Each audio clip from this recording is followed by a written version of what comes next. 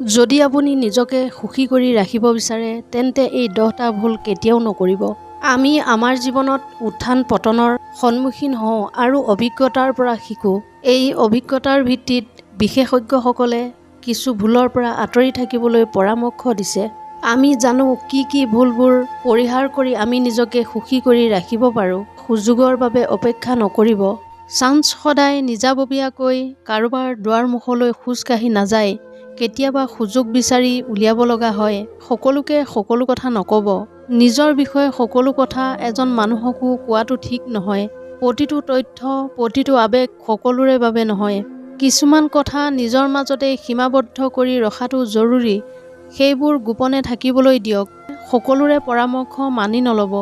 আপুনি য'ত থাকিব বিচাৰে তাত উপনীত নোহোৱা মানুহৰ পৰা পৰামৰ্শ কেতিয়াও নল'ব। বাকী সকলোৱে কোৱা কথাৰ প্ৰভাৱত পৰি সিদ্ধান্ত ল'ব নালাগে। প্ৰথমে ভালকৈ চিন্তা কৰক, যুক্তি আৰু বুদ্ধিমত্তাৰ ব্যৱহাৰ কৰক, তাৰ পিছত কাৰোবাৰ পৰামৰ্শ অনুসৰণ কৰক। মিছা নক'ব। এইটোৱে আটাইতকৈ সাধাৰণ পৰামৰ্শ, কিন্তু আটাইতকৈ গুৰুত্বপূৰ্ণ। যিমানেই মিছা কথা ক'ব সিমানেই আপোনাৰ জীৱনটো জটিল হৈ পৰিব। মিছা কথা এটা ক'বলৈ আপুনি অধিক মিছা কথা ক'ব লাগিব আৰু এইদৰে আপুনি গভীৰ বোকাত আবদ্ধ হৈ পৰিব। কোনো সমালোচনাক ব্যক্তিগতভাৱে নল'ব। মনত ৰাখিব, সমালোচনাৰ উদ্দেশ্য হৈছে আপোনাৰ ভুলবোৰ শুধৰণি কৰা। আৰু সমালোচনা যদি অৰ্থহীন হয় তেন্তে আওকাণ কৰাই ভাল। যিকোনো সমালোচনা হৃদয়ত লৈ অসুখী অনুভৱ নকৰিব। প্ৰত্যাশালৈ ভয় নকৰিব। প্ৰত্যাশা জীৱনৰ অংশ। যদি কোনোবাই প্ৰত্যাশা কৰে তেন্তে তাৰ অৰ্থ এইটো নহয় যে আপুনি যোগ্য নহয়।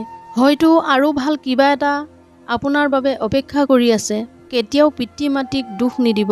এতিয়া আপোনাৰ নিজৰ দায়িত্ব লোৱাৰ সময়। জীৱনৰ যিকোনো পৰিস্থিতিৰ বাবে মাক-দেউতাকক দোষ নিদিব। নিজে নিজৰ দায়িত্ব পালন কৰিবলৈ আৰম্ভ কৰিব। সম্ভৱ হ'লে মাক-দেউতাকৰ দায়িত্বও পালন কৰিবলৈ চেষ্টা কৰিব। যেতিয়া আপুনি আন কাৰোবাক দোষাৰোপ কৰাৰ পৰিৱৰ্তে ভুলবোৰ শুধৰোৱাত মনোনিৱেশ কৰিবলৈ আৰম্ভ কৰিব, সেইবোৰৰ উন্নত কৰাত মনোনিৱেশ কৰিব, তেতিয়া আপুনি সঁচাকৈয়ে পৰিপক্ক বুলি কোৱা হ'ব। আপোনাৰ স্বাস্থ্যক আওকাণ নকৰিব। স্বাস্থ্যও এক প্ৰকাৰৰ সম্পদ আৰু ই আটাইতকৈ গুৰুত্বপূৰ্ণ সম্পদ। গতিকে সপ্তাহত কমেও 5 দিন ব্যায়াম কৰক। বাহিৰত খোজ কাঢ়িব, দৌৰিব, চাইকেল চলাব বা সাঁতুৰিব। দৈনিক 7 ঘণ্টা টোপনি যাওক। ঘৰতে ৰন্ধা খাদ্য খাওক। প্ৰচুৰ পৰিমাণে পানী খাওক। কামৰ মাজত বিৰতি লওক। হাঁহিব আৰু মুকলিকৈ থাকিব। প্ৰতিদিনে কমেও আধা ঘণ্টা সময় সূৰ্যৰ পোহৰ আৰু প্ৰকৃতিৰ মাজত কটাব লাগে। মূৰ্খৰ দৰে তৰ্ক নকৰিব। এজন মূৰ্খ মানুহ আপোনাৰ বুজাবুজি গ্ৰহণ কৰিবলৈ সাজু নহয়। গতিকে কোনো মূৰ্খ বা খঙাল মানুহক পতিয়ন নিয়াবলৈ চেষ্টা নকৰিব। ইয়াৰ বিপৰীতে ই আপোনাৰ বাবে ক্ষতিকাৰক হ'ব পাৰে। মনে মনে থকাই ভাল। আনক আপ্লুত কৰিবলৈ চেষ্টা নকৰিব।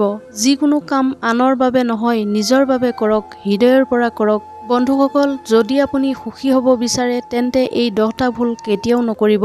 আমি সকলোৱে জীৱনটো সুখী কৰি ৰাখিবলৈ বিচাৰোঁ।